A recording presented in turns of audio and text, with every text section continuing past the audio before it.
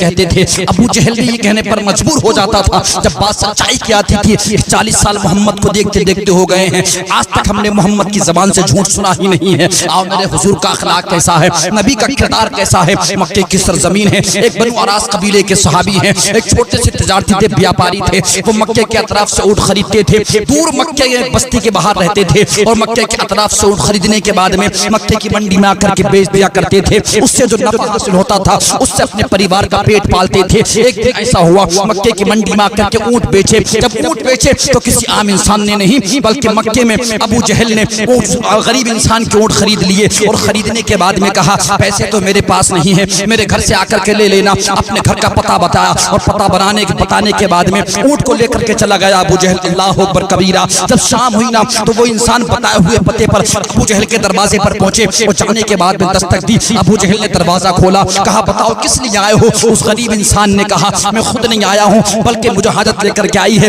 آپ مجھ سے اونٹ خریدے تھے اس کے پیسے لینے کے لیے آیا ہوں۔ ابو جہل نے بہانہ بنا دیا، کہا آج تو پیسے نہیں ہیں، کل صبح آ کر کے مجھ سے پیسے لے کر کے چلا جانا۔ اب وہ غریب انسان کہتے ہیں میں پردیسی تھا اور یہ مکے کا بڑا تجارتی تھا، بڑا بیاپاری تھا، بزنس مین تھا، میں ڈر رہا تھا اس سے میں نے بحث کر لی، مباحثہ کر لیا کہیں میرا کاروبار ٹھپ نہ ہو جائے، اس لیے میں نے کچھ نہیں کہا، الٹے قدم واپس آ گیا۔ کوئی میرا خاندان والا بھی نہیں تھا، کوئی شناسا بھی نہیں تھا، میں نے مکے کے چوک میں رات کو بسر کر دیا، ہوٹلوں کا سامانہ بھی نہیں تھا جو کچھ کھانے کو پیٹ میں چلا جاتا، میں بھوکا پیاسا تھا۔ مکے کے چوک میں نے رات کو بسر کیا۔ جب دن نکل کے سیدھا ہوا نا پھر ابو جہل کے دروازے پر پہنچا۔ ابو جہل نے کہا کس لیے آئے ہو؟ کہا تم نے مجھ سے پیسے دینے کا وعدہ کیا تھا، پیسے لینے کے لیے آیا ہوں۔ ابو جہل نے کہا آج بھی نہیں ہے، کل لے لینا۔ جب اس نے پھر بہانہ بنا دیا میں پھر اپنے الٹے قدم واپس چلا گیا۔ جب تیسرے دن نکل کے سیدھا ہوا میں پھر ابو جہل کے دروازے پر آیا، میں نے کہا بھائی مجھے پیسے تو دے دے۔ ابو جہل نے پھر بہانہ بنانے کی کوشش کی، کہا آج بھی پیسے نہیں ہیں، کل لے لینا۔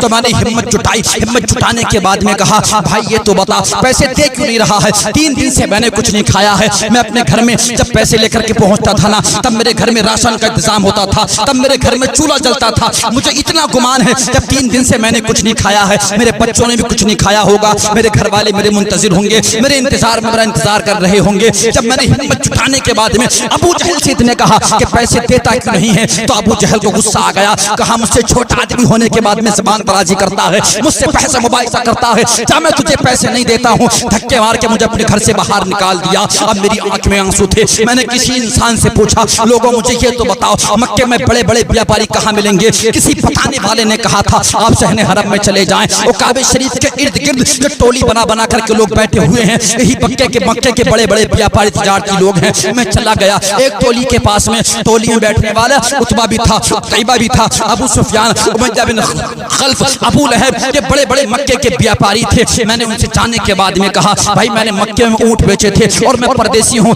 3 دن اونٹ بیچے ہوئے ہو گئے ہیں، جسے میں نے اونٹ بیچے تھے اب وہ پیسے دینے کا نام نہیں لے رہا ہے، 3 دن سے بہانہ بنا رہا تھا، آج تو صحت پار کر دی اور کہتا ہے جب میں تجھے پیسے نہیں دیتا ہوں تیرے اندر ہمت ہے تو مجھ سے پیسے لے کر کے دکھاتے۔ اتنا سنا تو کہا کون سا ایسا سرما پیدا ہو گیا ہے تو کسی پردیسی کا حق مار سکے؟ غریب انسان نے کہا کوئی عام انسان نہیں ہے بلکہ ابو جہل نے میرے اونٹ خریدے ہیں اور اب پیسے دینے سے انکار کرتا ہے۔ اتنا سنا تو تمام تر لوگوں نے کہا وہ تو ہمارا بھی سردار ہے، اب کسی ہم میں کیا بلکہ مکے میں ہمارے علاوہ بھی کسی کے اندر اتنی جسارت نہیں ہے جو ابو جہل سے تیرا حق واپس دلا سکے۔ اللہ اکبر کبیرہ۔ بہت ساروں قطر رونا شروع کر دیتے ہیں، میں تو بڑی امیدوں کے ساتھ میں تمہارے پاس آیا تھا کہ تم مجھے پیسے دلاؤ گے لیکن تم نے بھی مجھے محروم کر دیا ہے، تم نے مجھے مایوس کر دیا ہے۔ اچانک ان لوگوں کی نگاہ اسی گفتگو کے دوران کعبہ شریف سے دیکھ لگائے ہوئے ہمارے تمہارے رسول پر پڑ گئی۔ جب نبی پر نگاہ پڑی نا تو ان لوگوں نے موقع غنیمت جانا، کہا محمد ابن عبداللہ بیٹھے ہوئے ہیں یہ تو کسی کا بھی انصاف کرانے پہنچ جاتے ہیں،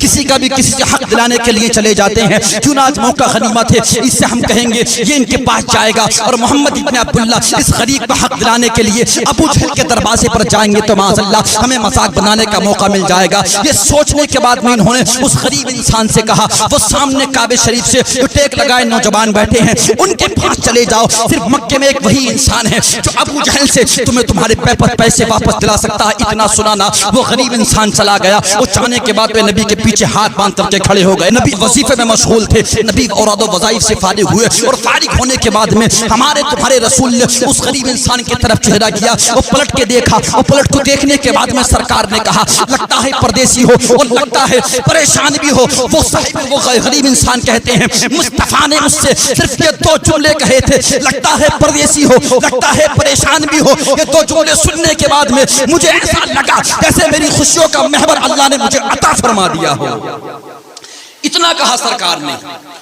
تو وہ غریب کہتے ہیں ہاں پردیسی بھی ہوں پریشان بھی ہوں. مصطفیٰ نے نہ نام پوچھا نہ کام پوچھا, غریب کا ہاتھ پکڑا اپنے کاشانے کی طرف لے کر کے حضور چلے گئے. جانے کے بعد حضور نے دودھ پلایا اور کھجوریں کھلائیں, اور کھلانے پلانے کے بعد میں حضور نے کہا اب بتاؤ تمہارا کام کیا ہے اور تمہارا نام کیا ہے.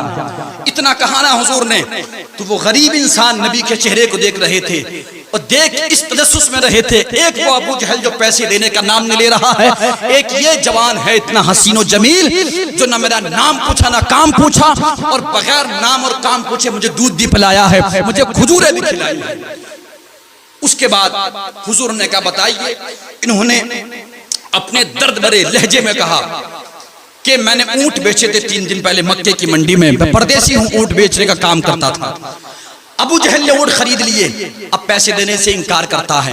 آج پیسے مانگنے کی میں نے ہمت جٹا کے اس سے تھوڑی باتیں کہی کہ مجھے پیسے دیتا کیوں نہیں ہے, تو اس نے دھکے مار کے گھر سے باہر نکال دیا اور کہتا ہے اگر تیرے اندر ہمت ہے تو مجھ سے پیسے لے کر کے دکھا دے. اتنا سنا مصطفیٰ نے تو کہا پریشان نہ ہو, فیصلہ تیرے ہی حق میں کیا جائے گا. نبی نے غریب کا ہاتھ پکڑا, ابو جہل کے دروازے پر لے کر کے نبی غریب کو چلے ہیں. اب نبی کا حوصلہ دیکھیے گا, نبی کی پاور دیکھیے گا, نبی کا اخلاق دیکھیے گا, نبی کا کردار دیکھیے گا. مصطفیٰ کس کے دروازے پہ غریب کو لے کر کے جا رہے ہیں جو نبی کو معاذ اللہ مجنون بھی کہتا تھا, نبی کو پاگل بھی کہتا تھا, نبی کو دیوانہ بھی کہتا تھا, نبی کے راستوں میں کانٹے بھی بچھاتا تھا, نبی کو معاذ اللہ تکلیف پہنچانے کی پلاننگ کرتا تھا, جس کی تلوار ہر وقت میرے نبی کو قتل کرنے کے لیے نیام سے باہر رہا کرتی تھی. نبی اس کے دروازے پر چلے ہیں. وہ جانے کے بعد میں سرکار نے ابو جہل کے دروازے پر دستک دی ہے. ابو جہل نکل کے باہر آیا, جب نبی کے سامنے کھڑے ہوئے دیکھا تو ابو جہل نے کہا محمد ابن عبداللہ میرے دروازے پر کیسے آئے ہو؟ تو مصطفیٰ نے کہا میں خود نہیں آیا ہوں بلکہ تو نے غریب کا حق مارا ہے, اس کا حق دلانے کے لیے آیا ہوں. تو جو ابو جہل اب تک پیسے دینے سے انکار کر رہا تھا, نبی نے ایک بار کیا کہا,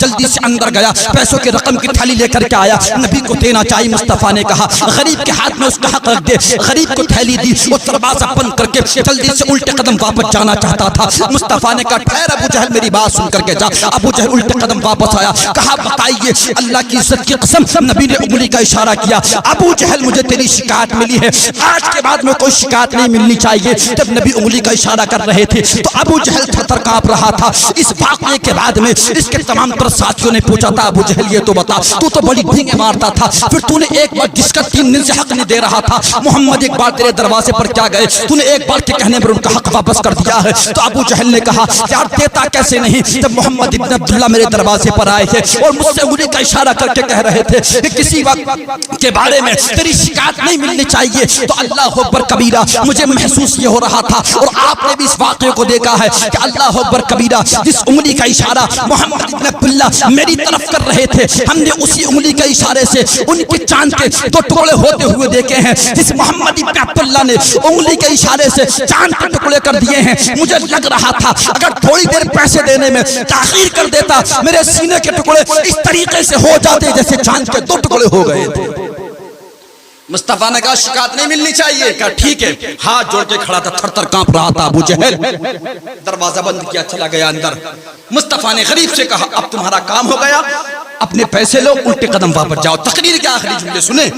مصطفیٰ نے ان سے کہا اب مجھے اجازت دو جانے کی, میں اپنے گھر جانا چاہتا ہوں. غریب نے نبی کا دامن پکڑ لیا, کہا جانے نہیں دوں گا. جس نے اتنا بڑا احسان کیا ہو مجھ پہ, جو انسان 3 دن سے پیسے نہیں دے رہا تھا, آج آپ کے ایک بار آنے سے کہنے سے پیسے دے دیے ہیں, تو بتاؤ تو صحیح تمہارا نام کیا ہے, تمہارے باپ کا نام کیا ہے, کس قبیلے سے تعلق رکھتے ہو, کس خاندان سے تعلق رکھتے ہو. مصطفیٰ نے کہا تمہارا کام تو ہو گیا ہے نا. کہ نہیں کام تو ہو گیا ہے, لیکن آپ کا نام پتہ پوچھے بغیر جاؤں گا نہیں, اس لیے کہ جب لوگ مکے میں رہنے والے ابو جہل جیسے گنڈوں کی برائی کریں گے کہ ابو جہل جیسے لوگ مکے میں رہتے ہیں, تو ان کے بیچ میں کھڑے ہونے کے بعد میں اس بات کی میں گواہی دوں گا جہاں ابو جہل جیسے تیرے بدماش لوگ رہتے ہیں وہاں تمہارے جیسا اچھا انسان بھی تو رہتا ہے, سچا انسان بھی تو رہتا ہے. مصطفیٰ نے کہا مجھے تو محمد ابن عبداللہ کہتے ہیں, یہ نبی کو جانتے نہیں تھے. جب نبی نے کہا کہ میرا نام محمد ابن عبداللہ ہے, میں اللہ کا رسول ہوں, تو پیسوں کی تھیلی کو ایک طرف رکھ دیا اور نبی کے دامن کو پکڑ کے مچل گئے کہ آقا مجھے پہچاننے میں بھول ہو گئی ہے، میں آپ کو پہچان نہ سکا۔ آقا دیر نہ کریں، اپنے اسلام میں داخل کر لیجئے گا، اس لیے کہ جب آپ نے مجھے دنیا کی دولت ابو جہل سے دلا دی ہے تو ایمان کی دولت سے بھی سرفراز فرما دیجئے گا۔ میں سمجھ گیا ہوں جب آپ کا اخلاق کتنا اچھا ہے تو آپ کا دین کتنا اچھا ہوگا، آپ کا مذہب کتنا اچھا ہوگا۔ اللہ اکبر کبیرہ، گویا کہ اس انسان نے مصطفیٰ سے اس لہجے میں بات کی تھی تو شاعر نے اپنے انداز میں کہا ہے یہ دربار محمد ہے، یہاں اپنوں کا کیا کہنا، یہاں سے ہاتھ خالی غیر بھی جایا نہیں کرتے۔